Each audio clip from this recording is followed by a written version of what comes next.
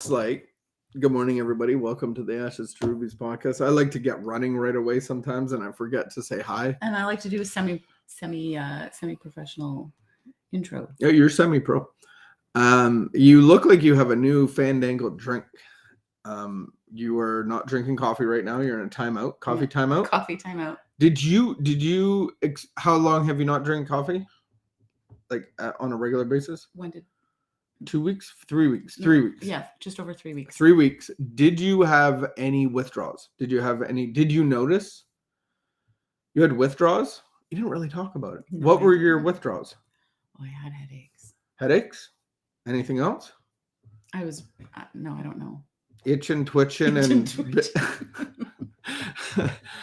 I've never withdrawn off coffee. Like I don't drink you're not enough that kind of coffee. coffee drinker. I don't drink enough What coffee. have you to withdrawn off of? Cocaine. But I've never withdrawn. What's the worst thing that you know of? What's the worst thing to withdraw off of? I would say that I would know of or have my personal experience expert with. Experience, because you're an expert. I would say probably benzodiazepines would probably be the hardest. I would say opiates of any kind. Yeah, physical, the physical and the mental part to it by far. Have observed that people have the hardest time withdrawing off of cigarettes. Yeah, that's right up there too in a different way, but it's no joke, I would say. Well, I think food can be a hard withdrawal, but I think one of the most dangerous ones is alcohol, where if you are very severe daily drinker, then you would need medical attention to withdraw. So to be a public service to our friends, hi Victoria, what would they be watching for if they had a friend who decided to quit drinking just, for maybe like, let's say, what do they do? Dry January or something? Yeah. So let's say they decided to quit drinking. What would they watch for? What would be concerning if you're withdrawing off alcohol? You could get, you could have seizures. You could have, like you could have a lot like stomach pain and diarrhea. And I'm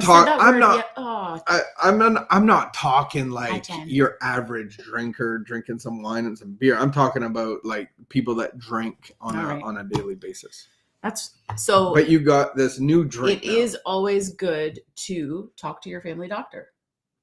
It's a paramount importance to. If you are concerned that perhaps drinking and there's some physical things happening, you should talk to your doctor. Is what I was leading. Good morning, Jennifer.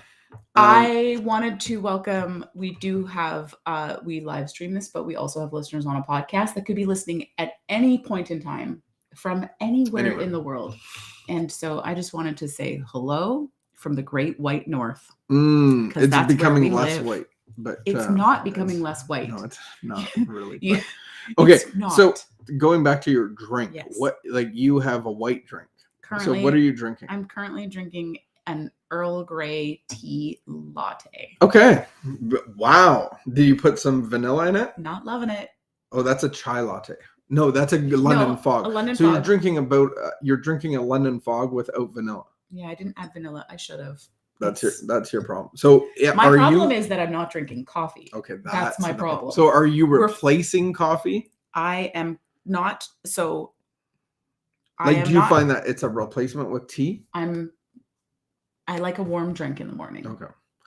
I had a boss that drank warm water. Yeah, I'm not going to do that. I'm just not going to do that. What if it makes you a better person? I am barely able to not drink coffee, actually. I did it last year.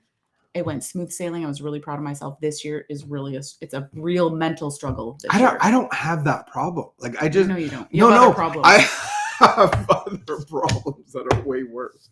But I just don't. I don't have that problem. And it's congratulations to me. You have had to quit many other things. Yeah.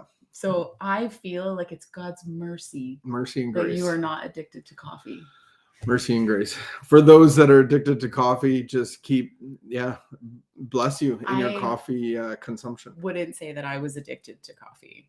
I feel like you just confess it publicly. No, I just wanted to redefine my relationship with coffee. Oh, now you're using John Ruby language. Could you define for me recovery? Just tell me what, like when we say to people that we're in recovery, can you tell me what that means?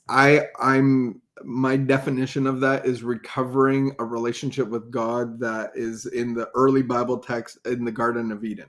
So we are the temple, we get to be the garden, and it's about cultivating the relationship within us with God. That solves all of our problems, even caffeine addiction, if that's the route that you're.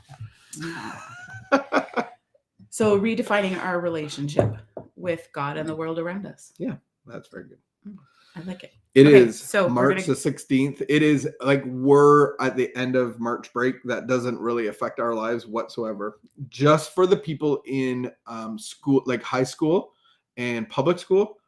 Other than that, March break does not exist. Yeah, we just want to let you know that actually once your kids get old, March break no longer exists. Gone. And it's really sad. And so you should probably create your own little mini March break, but just don't do it. My one benefit to March break is that there's very little traffic out there. That's all that's a bonus for me. It's true. That is a bonus. Yeah. That is a bonus. Thank you guys. We do miss hanging out with our kids for a week. Yeah. It was a good experience. Those were good times. Those were good years. They're gone. Oh.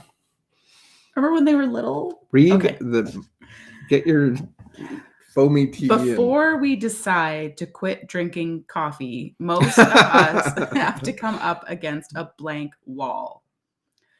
Before we decide to quit anything, most of us have to come up against a blank wall. We see that we're licked, that we have to quit, but we don't know which way to turn for help.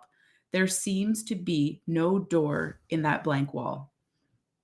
Fellowships of all sorts open the door that lead to sobriety and a new life by encouraging us to honestly admit that we have a problem and to realize that we can't, and let's say to realize that we're alcoholics and to realize that we can't take even one more drink. And by showing us which way to turn for help, programs like AA open the door in that blank wall. Have I gone through that door to sobriety? And for me, that was thinking. I realized I had a problem with my thinking. I didn't think like normal people. And your emotional, I had obsessive thoughts. I had emotional sobriety. Instability. And so I went looking for emotional sobriety. Meditation for today. I must have a singleness of purpose to do my part in God's work. I must not let my material distractions interfere with my job of improving personal relationships.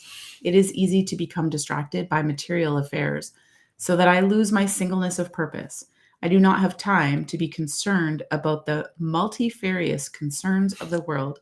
I must concentrate and specialize on what I can do best. Improve my personal relationships. What's multifarious? That threw me a curveball. This is a very old book, and there are some very big words. Does that mean like old words? Farious is evil. Nefarious. But this says multifarious. Yeah, multifarious. Multifarious concerns of the world. So like being conformed to the pattern of the world. We're in the spiritual life. We're not under the confines of what we used to be under. But multifarious could just mean like numerous. I feel like our friend Karen, who's often online, is probably going to pop in a definition any moment. Yeah. Google that. Multifarious. What? Many and of various types. That's what I thought. Okay, so it just means many and of various types. It doesn't necessarily mean bad. Nefarious means bad. Okay. So that's the distinction I wanted to get away from, because I didn't have the sense that that's what that word meant. So multifarious concerns of the world just means that there's like a lot of things to be worried about in the world. Like as you got sober and as we tried to walk into this new life, everything comes at you. Everything comes at you. Multifarious concerns. It's like playing dodgeball. Yes. And sometimes they hit your face and they have that rubber noise that smell. And it's like, I don't want to keep getting hit in the face for dodgeball games. I was reminded of the movie Dodgeball, where they actually throw the wrench just to help them dodge more. And I think life can throw us wrenches. So what kind of movies are you watching? Man, you haven't watched Dodgeball? Life can throw lots of wrenches. Yeah. Yes. So then the concept that we started out with is have I gone through the door? So in our recovery process, we actually look at abandoning our building. Like, it's not about surrendering, it's about abandonment of my life to get a new life. And so we kind of look at the building a foundation, a cornerstone, a keystone, and it's like making this archway into actually having a relationship with God, actually having stop playing God and enter into his temple. And the temple, like, he's never left me, like, he is always here. And I had like a revelation of like of just Jesus has never left me. Like, and I thought of like Jesus was always in the temple. At 12 years old, they actually they went on a little pilgrimage for Passover, and they left to go home, and they left Jesus. And it was 3 days they had to turn back, and there's Jesus in the temple. And it's like recovery has given me the ability to be in the temple, but the multifariousness of the world takes me on the outside of the temple. And that's where I'm so looking. You no longer have to go to, we don't, and that's, I think, part of the problem that our spiritual life runs into this problem of, this is what spirituality looks like, or this is where I have to go to have a relationship with God, or this is what a relationship with God looks like. And recovery actually invited me to completely re-examine, what does spiritual life mean, and what does it mean to actually walk with God, and it's right, what does it actually mean to let God be the author of my life? What does it actually look like? So it sounds weird that I have to actually go around and enter into the door of my heart where God is the whole time. And so that's the relationship of recovery that we get to have with a personal God that will solve all of our problems. And then we get to dodge wrenches and dodge balls. And multifarious stuff coming at us throughout the day. That's our job, is to watch for that. And it's true. So as I realize, like we talked about in the first part of the reading, as I realize, like, oh wow, my life is a train wreck and I need to do something about this, or I'm headed down the wrong track, or I just I'm going in this direction, I don't want to go in that direction anymore. And when I start to make a change, or I'm trying to make a change, all this stuff comes at me. Like, it just seems like it gets so much harder. And especially if I was using substances or certain behaviors to cope with my emotion and to cope with life. And now I've taken away that solution. I need a new solution. I can't walk around in the world solutionless, and so the solution always is on the inside too, right? And that's where God has the opportunity to become our new solution. Because my solution was alcohol and drugs, and it came on the inside, but so does God. And so we're always searching on the outside for these solutions, but they actually manifest inside. So for you to meditate on today is, I pray that I may not become distracted by material affairs. I pray that I may concentrate on what I can do best. Amen. Join us for LifeLab if you haven't done that. We have free membership codes. And if you want to message us to get involved in that, just to really investigate what it means to have a personal relationship with God that will solve all your problems, reach out that way. Until tomorrow, keep the peace, be of good behavior. Whoa. I just wanted also to give a little shout out to my new friend, Eddie, and any new friends that came from there. You didn't listen to it yet. I didn't listen to it, but I'm going to play it for you on the way to work. Okay. Vicky was on a podcast. I tried to sneak in, but I got kicked out. A friend of our friend, Eddie, welcome. And thank you for stopping by. And I just want to ask you the question. What does Hope is Famous mean? Hope is Famous means that we have the hope of a relationship with God that we can spread throughout the world.